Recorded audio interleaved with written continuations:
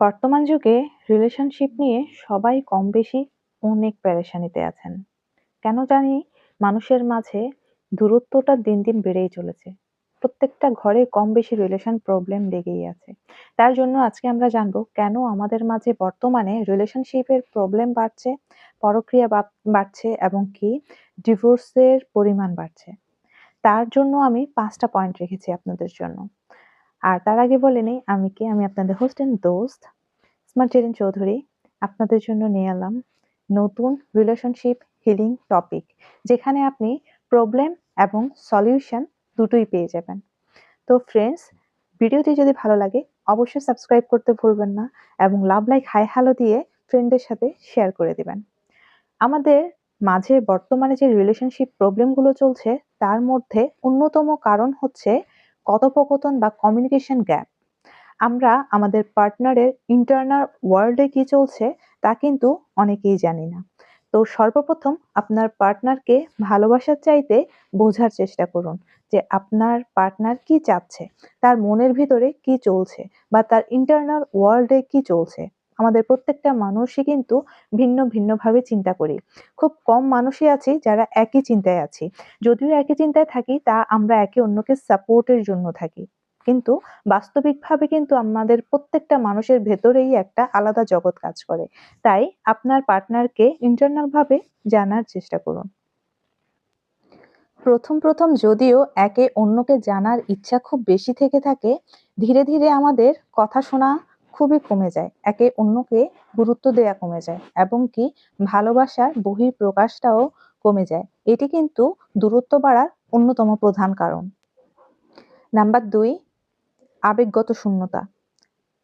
Communication গ্যাপের সাথে সাথে কিন্তু নিজের কষ্ট সামনের ব্যক্তিকে আর বলা যায় না। সেটা ধীরে ধীরে না বলা থেকেও অনেকটা দূরত্ব বাড়ে। তার মাঝে ঝগড়া এড়িয়ে চলা, যে আমি যদি আরেকটা কথা বলি সমস্যা বেড়ে যাবে। এভাবে এড়িয়ে না চলে সমস্যাকে ওখানেই সমাধান করা উচিত। আর এভাবেই কিন্তু দূরত্ব তৈরি হয়। মাঝখানে যে শূন্যতা তৈরি হয় এখান থেকেই কিন্তু অন্য কারো আসার সুযোগ সৃষ্টি হয়। নাম্বার ৩ এ রয়েছে আত্মসম্মান ও স্বীকৃতিবোধ। যখন কেউ মনে করে আমি যথেষ্ট নই এবং সে নিজেকে ছোট মনে করে, মানে কেউ যদি তার তখন প্রশংসা করে বা তাকে ভালো বলে তখন তার সেটা অপমান বোধ মনে হয়। মনে হয় আমি যথেষ্ট নই এবং কি তার নিজের মাঝে কোনো না কোনোভাবে কিছুটা কমতি অনুভব করা। আমাকে কেউ অ্যাপ্রিশিয়েট করে না। এই ধরনের মনোভাব থেকেও মানুষের মাঝে দূরত্ব চলে আসে। ৪ নাম্বারে আছে বাউন্ডারি বিল্ড না করা। যার কারণে আমরা মনে করি যে আমি তো শুধু চ্যাট করছি। অফিস বা অনলাইনে ফ্রেন্ডদের সাথে অতিরিক্ত চ্যাটিং করা, যাতে আমাদের ধীরে ধীরে অন্য রিলেশনে যাওয়ার সবচেয়ে সহজ একটা উপায় হয়ে দাঁড়ায়। যেটা একটা সময় আমরা বুঝতেই পারি না যে আমরা কোথায় থেকে শুরু করেছি আর কোথায় শেষ হয়েছে। এভাবেই কিন্তু ধীরে ধীরে আমাদের এক্সট্রা ম্যারিটাল অ্যাফেয়ার বা রিলেশনশিপ গ্যাপে পরিণত হয়। তার মাধ্যমে ভিডিওটি যদি আবার ভালোভাবে দেখেন তাহলে বুঝতে পারবেন যে আমি যতগুলো পয়েন্ট দিয়েছি বর্তমানে কিন্তু এই প্রত্যেকটা পয়েন্টের কারণেই প্রত্যেকটা রিলেশনশিপ নষ্ট হয়ে থাকে। তাই এগুলো দেখে ভালোভাবে কমিউনিকেশন গ্যাপটা দূর করার চেষ্টা করবেন।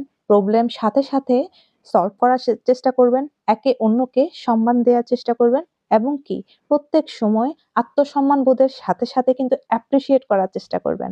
আর ভালোবাসার বহিঃপ্রকাশের সাথেই কিন্তু আপনাদের সম্পর্ক অনেক সুন্দর হবে।